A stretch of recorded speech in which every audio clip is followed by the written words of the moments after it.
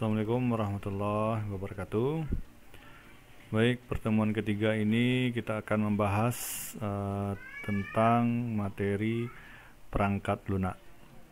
Ya, kita masuk ke materi dasarnya, udah turunan dari konsep sistem informasi, ya, perkembangan teknologi informasi, dan perangkat lunak ini adalah bagian dari struktur sistem informasi tersebut.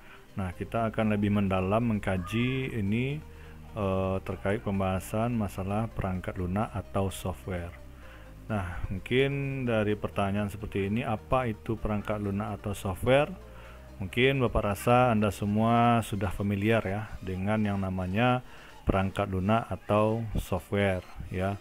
Di mana-mana Anda pun sudah sudah sering menggunakan software, sudah sering menggunakan perangkat lunak. Ya, seperti yang ada di Play Store, ya, Anda download di internet, Anda install program. Nah, itu semua adalah software. Nah, mungkin secara umumnya pasti sudah mengenal lebih jauh, ya. Nah, kita akan bahas lebih lengkap di mata kuliah ini. Nah, kita masuk definisi dulu. Nah, definisi dari software yang pertama ini adalah suatu bagian dari sistem komputer yang tidak memiliki wujud fisik dan tidak terlihat, ya, karena merupakan sekumpulan data elektronik yang disimpan dan diatur oleh komputer berupa program yang dapat menjalankan suatu perintah. Jadi ibaratnya dia tidak berwujud, ya. Software itu tidak bisa dilihat, tidak berwujud, tapi dia bisa dirasakan kinerjanya, ya, merupakan data elektronik, ya. Nah, jadi itu yang merupakan definisi yang pertama mengenai software. Nah, definisi lain, software itu adalah suatu data yang diprogram, diformat, dan disimpan secara digital. Nah, tidak berbentuk fisik tapi dapat dioperasikan oleh penggunanya melalui perangkat komputer, ya. Jadi data yang diprogram, data yang diformat, data yang disimpan secara digital. Nah, dioperasikan oleh pengguna melalui perangkat komputer. Jadi harus dioperasikan. Nah, inilah yang dinamakan dengan definisi dari software, ya. Secara teori definisinya seperti itu. Nah, berikutnya kita masuk ke fungsi software secara umum. Ada beberapa poin fungsi-fungsi software ini.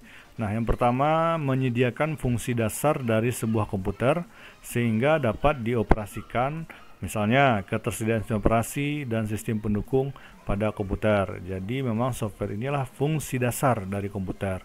Jadi komputer itu ada hardware, ya, ada perangkatnya, kemudian ada softwarenya. Jadi itu adalah bagian dasar, bagian utama dari sebuah komputer. Itu adalah fungsi pertama dari software. Nah, yang kedua, fungsinya adalah mengatur setiap hardware atau perangkat keras yang ada pada komputer sehingga dapat bekerja secara simultan. Jadi yang mengatur hardware-hardware yang ada di dalam komputer tersebut, perangkat keras yang ada di dalam komputer tersebut, itu yang bekerja adalah software, ya, agar dia bisa bekerja secara kontinu, secara berkelanjutan. Jadi ada perintah-perintah di situ. Nah, itulah fungsi dari software yang kedua. Nah, berikutnya, software itu menjadi penghubung antara beberapa perangkat lunak lainnya dengan hardware yang ada pada komputer. Jadi software dengan software. Jadi software ini menjadi jembatan, ya, yang menjadi jembatan antara komputer, antara hardware, nah, maupun dengan orang yang menggunakannya. Misalnya kita sebagai manusia yang pengguna komputer, nah, harus menggunakan hardware tersebut harus ada software. Jadi dia sebagai penghubung. Nah, kemudian software berfungsi sebagai penerjemah suatu perintah software lainnya ke dalam bahasa mesin sehingga dapat dimengerti oleh hardware.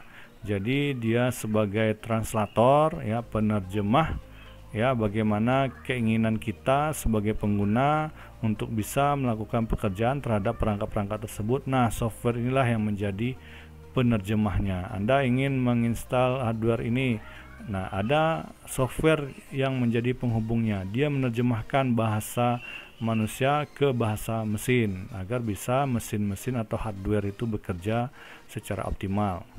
Nah, fungsi yang terakhir secara umum ini adalah software juga dapat mengidentifikasi suatu program yang ada pada sebuah komputer. Jadi dia sebagai identifikasi program-program lainnya. Jadi di dalam software ada software lagi. Jadi sebagai identifikasi program yang ada pada sebuah komputer.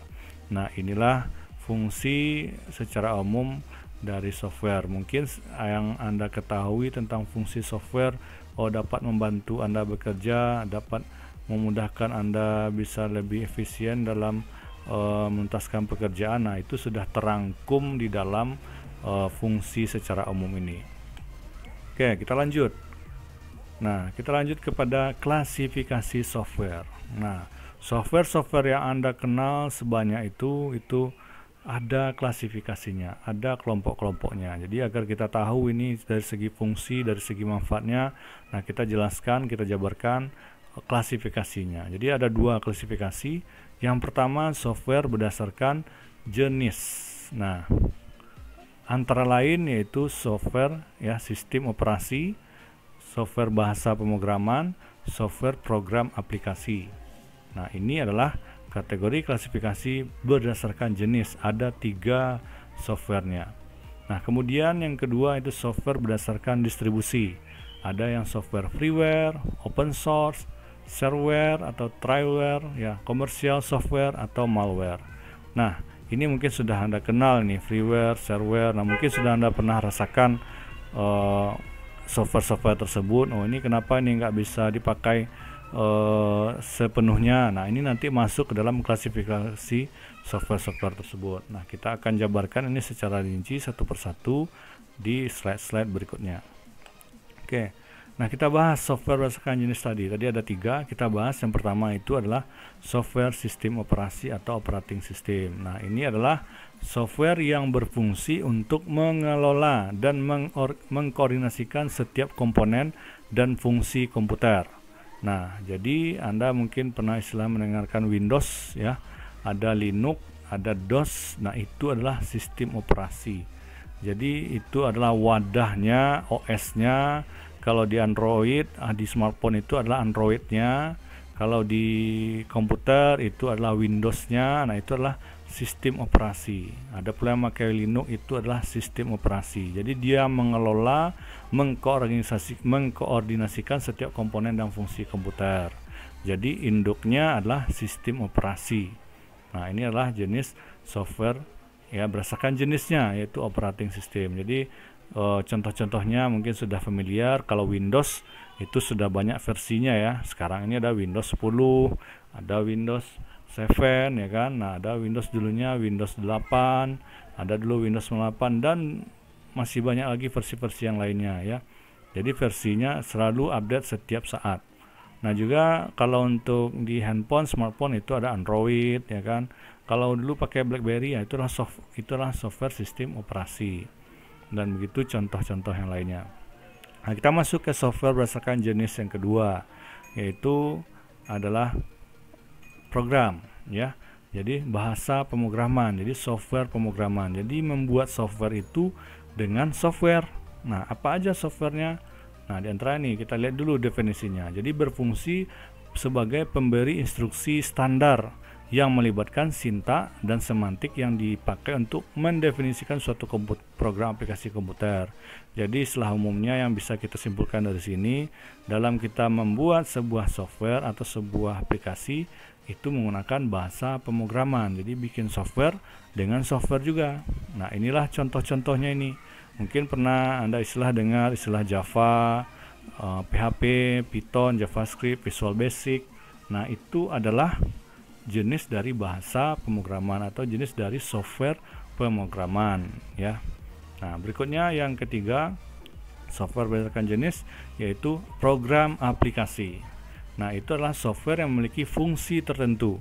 Misalnya software untuk presentasi ya, software akuntansi dan lain-lainnya. Jadi ini adalah jenis program aplikasi. Nah, contoh-contoh lainnya lah Microsoft Word ya, Microsoft Excel, nah Open Office dan lainnya ya.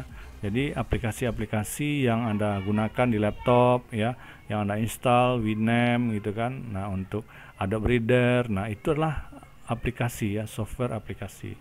Microsoft Word, Microsoft Office itu adalah program aplikasi. Jadi itu semua kategori dari software berdasarkan jenis. Nah, nanti ada pula klasifikasi berikutnya, dia juga akan masuk kepada aplikasi yang lain. Jadi kalau kelompoknya dia bisa jadi dua, termasuk dalam dua klasifikasi. Nanti kita jelaskan yang klasifikasi berikutnya. Jadi 3 tadi ya. Jadi operating system atau sistem operasi, bahasa pemrograman, dan program aplikasi. Nah, berikutnya klasifikasi yang kedua yaitu software berdasarkan distribusi. Nah, kita lihat di sini freeware yang pertama. Nah, freeware yaitu software atau perangkat lunak yang dapat dimiliki digunakan secara gratis tanpa batas waktu tertentu. Nah, biasanya perangkat lunak jenis ini memiliki fitur yang kurang lengkap dan tidak maksimal. Ini banyak sekali kita download ya, sangat gampang untuk mendownloadnya di internet ya. Kalau bisa Anda gunakan, Anda pakai, itu adalah jenis dari freeware. Nah, kalau kita lihat contohnya itu ada Photoscape. Mungkin pernah mengenal Photoscape ya. Ini lambangnya ini yang poin A ini. Nah, itu adalah untuk pengolah dan edit gambar. Jadi kalau yang lebih bagusnya itu adalah Photoshop. Nah, kalau ini freeware-nya ini Anda bisa gunakan Photoscape. Nah, SMADAV antivirus ya. Kemudian yang C ini adalah Copernic Desktop. Nah, itu semacam ya software untuk mencari konten di komputer ya. Jadi menemukan informasi yang tersimpan ya. Jadi ada tersendiri software ini untuk memudahkan kita dalam pencarian. Nah, jadi kita gunakan Copernic Desktop Search ya. Kemudian Mozilla Firefox. Nah, mungkin sudah familiar ya. Nah, temannya itu adalah Google Chrome. Nah, itu browser itu banyak yang free ya. Kemudian ada namanya Irfan View ya, bukan nama orang ya, tapi ini adalah semacam software juga. Jadi penampil gambar ya, misalnya untuk pengolahan gambar, kalau Anda ingin konversi, memotong, memutar, mengubah ukuran, nah itu Anda bisa gunakan software Irfan View namanya. Anda bisa download secara freeware gratis. Kemudian adalah software Essential PIM. Nah, software Essential PIM ini ya semacam software untuk menyimpan tugas, catatan, password, email ya, yang tersimpan dalam bentuk yang dapat diakses dengan mudah ya. Jadi ini yang lambang F ini. Nah, itu adalah namanya software Essential PIM. Anda bisa searching, download dengan mudah. Kemudian ya 7-zip. Nah, itu 7-zip itu sama dengan WinRAR ya. Nah, itu gratis ya untuk mengkonversi file beberapa atau menggabung file untuk sekali kirim. Nah, kita bisa gunakan 7-zip. Nah, kemudian Videolan Client ya, VLC ini itu semacam software ya multimedia ya, baik video ya maupun audio, untuk bisa melihat format ya, atau mungkin Anda bisa lakukan chatting ya melalui LAN. Nah, dengan video, nah Anda bisa menggunakan VLC ini ya. Google Chrome saya jelaskan tadi. Nah, ada antivirus juga, Avira Antivir. Nah, ini semua adalah jenis-jenis freeware dalam klasifikasi distribusi. Nah, masih banyak lagi jenis-jenis freeware lainnya. Nah, kemudian kita lanjut yang kedua, klasifikasinya itu jenis distribusi open source. Nah, software yang kode sumbernya dapat dibuka, diubah, ditingkatkan, dan disebarluaskan. Biasanya jenis ini dapat diperoleh secara gratis dan dapat dikembangkan oleh orang lain. Jadi ada orang bikin sistem software, boleh digunakan, boleh dirubah-rubah. Kalau Anda mengerti bahasa pemrogramannya silahkan. Nah, itu contohnya itu nih. Di antaranya ada Ubuntu, ini kan sistem operasi nih. Nah, sistem operasi yang bisa Anda rubah sesuai suka-suka Anda. Jadi ya dia berbasis Linux Ubuntu ini. Nah, ada juga Linux tadi ya. Nah, Ubuntu itu ada jenisnya atau mereknya. Nah, Linux juga kayak gitu, itu sistem operasi. Nah, itu biasanya macOS itu digunakan ya, Macintosh, laptop merek Apple. Nah, itu gunakan yang open source ya. Kemudian juga ada Notepad ya, penyunting teks, penyunting kode sumber. Jadi biasanya kalau ada edit program supaya bisa compile-nya mudah, bisa gunakan Notepad++ ini. Nah, itu open source ya, bisa Anda rubah-rubah. Kemudian Audacity yaitu semacam editing audio file ya. Kemudian Blender ya, bukan Blender untuk memasak itu ya. Jadi Blender ini istilahnya untuk pembuatan model 3 dimensi atau animasi. Anda bisa gunakan software Blender ini. Ya, boleh bisa di download open source, bisa Anda rubah. Kemudian SAMPP, jadi semacam paket simulasi pengembangan web. Jadi kalau Anda mau bikin website, mau bikin pemrograman PHP, nah Anda gunakan server sistem ini, yaitu SAMPP. Nah, kemudian JIMP, yaitu program pengolah foto juga dan gambar digital, ya, sama dengan yang tadi, ya, Photoscape. Tapi kalau Photoscape free, kalau ini open source, bisa Anda rubah kode programnya. Nah, kemudian FileZilla, itu aplikasi jaringan yang berguna untuk transfer file. Jadi kalau transfer file via jaringan, ya, dengan jaringan komputer atau internet, Anda bisa gunakan FileZilla, ya. Ini FileZilla, itu lambang yang I ini, ya, FZ. Nah, kemudian Amarok, itu platform pemutar musik gratis dan open source, ya. Jadi Amarok ini pemutar musik juga, bisa Anda rubah, ya. Nah, kemudian kita bahas yang berikutnya, yang ketiga, ya. Nah, yang ketiga yaitu jenis dari software distribusi, ya, shareware, ya, yaitu piranti lunak untuk keperluan tertentu yang dibagikan secara gratis. Tapi gratisnya itu ada batas waktunya. Jadi penggunaannya itu ada masa trialnya, uji cobanya 30 hari. Jadi silakan gunakan software ini, tapi dengan batas waktu 30 hari dia tidak bisa dipakai lagi. Nah, itu adalah shareware. Nah, contohnya yaitu WinRAR. Ya, mungkin udah familiar dengan WinRAR yang lambang icon ini, yang A ini, ya, untuk kompres. Kemudian IDM, nah, yang suka-suka download supaya cepat downloadnya, ya, supaya dalam sekian detik bisa terdownload, dalam 1 GB itu bisa sekian detik. Nah, Anda bisa gunakan IDM ini, tapi dia bersifat shareware, ya. Jadi kalau Anda download software, install, Anda bisa gunakan 30 hari, tapi setelah itu Anda nggak bisa gunakan lagi. Jadi pasti sudah di lock programnya. Kemudian ada namanya Windows Blind, ya, Windows Blind yang C itu. Nah, itu biasa untuk mengubah tampilan standar jendela-jendela Microsoft Windows. Jadi untuk yang bosan dengan tampilan Windowsnya, Anda bisa gunakan Windows Blind ini biar bisa berkreasi, gitu ya. Nah, kemudian ada CorelDRAW, ya. Siapa yang tidak kenal CorelDRAW ini? Aplikasi desain grafis, ya, untuk membuat logo, membuat spanduk, ya, dan lain. Orang percetakan biasanya menggunakan ini. Jadi aplikasi CorelDRAW, tapi dia bersifat shareware selama 30 hari. Gimana cara gunakannya? Ya, kita beli, ya. Kemudian ada namanya Music Match Jaxbox, ya. Nah, kemudian ada juga Microsoft Office. Nah, Microsoft Office juga ada shareware-nya. Ya, kalau Anda mau pakai lebih full, nah biasanya dibeli softwarenya. Ada pula yang bajakan, ya. Nah, itu crack. Nah, itu mungkin sudah dibongkar atau atik oleh hacker. Nah, dibagikan secara dermawan oleh orang di internet. Nah, di-download oleh kita, gitu ya. Nah, tapi secara fungsinya, distribusinya inilah shareware, gitu. Kemudian ada namanya Ultra ISO, ya, itu semacam software untuk mengkonversi file ISO, ya, file-file yang bisa dibuka dalam CD, DVD. Nah, itu Ultra ISO, gitu. Kemudian ada juga WinZip. Nah, WinZip, WinRAR, 7-Zip itu masih bersaudara softwarenya. Nah, untuk kompres juga. Kemudian Wondershare YouTube Downloader.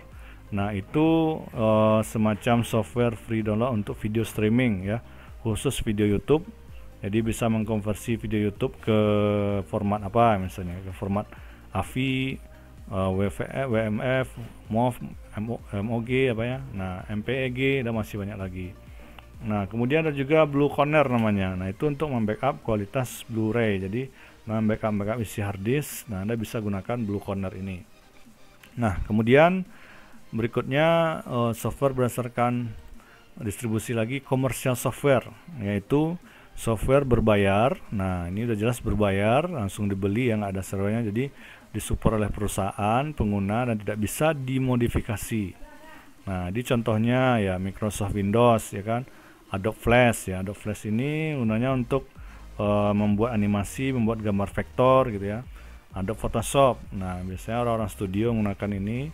Itu softwarenya dibeli, itu ya. Ada juga Zope, ya, itu untuk membangun aplikasi konten manajemen, namanya itu Zope ini. Kemudian Mayap Accounting, ya, untuk aplikasi accounting, ya. Kemudian GNU, ya, itu semacam sistem operasi komputer yang sepenuhnya adalah software yang berbasis Unix namanya. Jadi dia mengandung kode-kode Unix ya, istilahnya untuk pemrograman juga ya, yang untuk yang GNU ya. Kemudian sistem aplikasi SAP ini itu untuk operasional efisiensi tentang enterprise planning. Jadi kalau bikin bisnis proses, Anda bisa gunakan software SAP ini dan seterusnya, Adobe Reader. Nah, kemudian software berdasarkan distribusi berikutnya yaitu malware. Nah, malware atau malicious software. Nah, ini merupakan suatu software yang dirancang dengan memiliki tujuan untuk merusak sistem jaringan komputer ataupun server. Nah, selama ini kita hanya akrab dengan istilah virus ya, namun penggunaannya istilahnya disebut kurang tepat. Jadi pada dasarnya virus itu sendiri termasuk ke dalam salah satu dari malware. Jadi virus-virus itu termasuk jenis malware. Jadi memang orang menciptakan virus itu ada tujuan-tujuannya. Bisa saja dia untuk menguji sistem kita, bisa saja untuk merusak atau mengambil sisi keuntungan di balik kelemahan dari sistem kita. Dia bikinlah virus, dia bikinlah malware, software pengintai, ya kan? Nah, kemudian ya ada jenisnya virus trojan, worm ya, ada spyware, nah dan jenis yang lain-lainnya, banyak sekali macam-macamnya. Kalau Anda buka antivirus biasanya ada muncul trojan ya, worm, ada spyware. Nah, itu adalah malware, itu perusak. Jadi supaya aman komputer kita ya memang harus ada antivirus yang kita pasang ya. Nah, kemudian dari definisi yang kita jabarkan tadi, macam-macam software ya, ada yang operating system, ada yang aplikasi. Nah, mungkin kita harus pahami lagi bahwa ada istilah-istilah kata seperti ini: aplikasi, software, program, operating system. Nah, apakah sama itu ya? Nah, itu beda. Aplikasi, software, program, dan operating system itu berbeda. Nah, berbedanya gimana? Nah, kita jabarkan lagi. Aplikasi itu adalah subkelas dari software, subkelas, jadi di bawahnya software yang memanfaatkan kemampuan komputer langsung untuk melakukan suatu tugas yang diinginkan pengguna. Contoh utama aplikasi adalah Microsoft Word ya. Kemudian pemutar media, Windows Media Player, itu adalah aplikasi. Jadi termasuk software kah dia? Iya. Nah, jadi aplikasi itu bagian dari software. Nah, kita ulang definisi dari software. Nah, software itu data yang diformat disimpan secara digital, termasuk program komputer, dokumentasinya, dan berbagai informasi yang bisa dibaca dan ditulis oleh komputer. Nah, contoh aplikasi sistem operasi. Nah, jadi aplikasi sistem operasi itu adalah bagian dari software. Nah, itu perbedaannya. Nah, kalau kita lihat lagi program. Nah, program itulah serangkaian instruksi yang ditulis untuk melakukan suatu fungsi spesifik. Nah, membutuhkan keberadaan program agar bisa menjalankan sebagai komputer. Biasanya hal ini dilakukan dengan cara mengeksekusi serangkaian instruksi program, termasuk pada prosesor komputer. Nah, contoh, jadi program itu instruksi. Jadi untuk melakukan yang spesifik. Nah, bagian dari software kah dia? Iya, program bagian dari software. Nah, operating system itu apa? Nah, kalau operating system itu seperangkat program yang mengelola sumber daya. Jadi dia sebagai tim manajemennya ya. Nah, mulai perangkat keras yang menyediakan layanan untuk aplikasi. Nah, dia semua yang melayani aplikasi, program, dia melayani OS ini. Nah, tanpa sistem operasi, pengguna tidak dapat menjalankan program aplikasi pada komputer, kecuali program aplikasi booting ya, booting untuk menghidupkan atau OS Linux. Nah, jadi kalau secara logikanya, kesimpulannya, aplikasi, program, dan OS merupakan software. Nah, aplikasi itu tersusun atas program instruksi, program atau instruksi sehingga bisa digunakan oleh pengguna, dan semuanya itu tidak bisa dijalankan apabila tidak ada OS. Jadi ada yang saling berkaitan, ada yang di bawahnya. Nah, itu adalah bagian-bagian dari ujungnya software. Nah, kalau kita lihat contoh logikanya seperti ini supaya Anda bisa lebih menangkap pemahaman dari keempat ini. Misalnya ada aplikasi untuk membuat nasi goreng. Nah, programnya akan memberikan instruksi. Jadi membuat nasi goreng itu adalah aplikasi. Nah, bagaimana bisa membuat nasi goreng itu adalah aplikasi apa yang digunakan. Nah, programnya berisi apa? Instruksi. Ya, siapkan bawang, cabai, nasi, pohon, kecap, ya kan, iris-iris bumbunya, panaskan minyak goreng, itu adalah programnya. Nah, dan kita manusia sebagai OS-nya, karena tanpa kita semuanya tidak akan bisa berjalan. Jadi kita adalah sistem operasinya, kemudian cara menyiapkan bawang, cabai itulah programnya, dan aplikasinya itu adalah namanya membuat nasi goreng. Nah, itu adalah software. Jadi semua itulah software. Nah, jadi itu pemahaman materi kita untuk pertemuan ketiga ini mengenai perangkat lunak atau software. Nah, mudah-mudahan bisa dimengerti dengan baik dari segi jenis, kategori, klasifikasi, dan definisinya. Ya, mungkin itu saja dari Bapak supaya bisa dipahami lagi, dibaca lagi, diulang lagi video ini agar Anda bisa paham lagi dengan topik materi kuliah kita di pertemuan 3 ini ya. Terima kasih. Wassalamualaikum warahmatullahi wabarakatuh.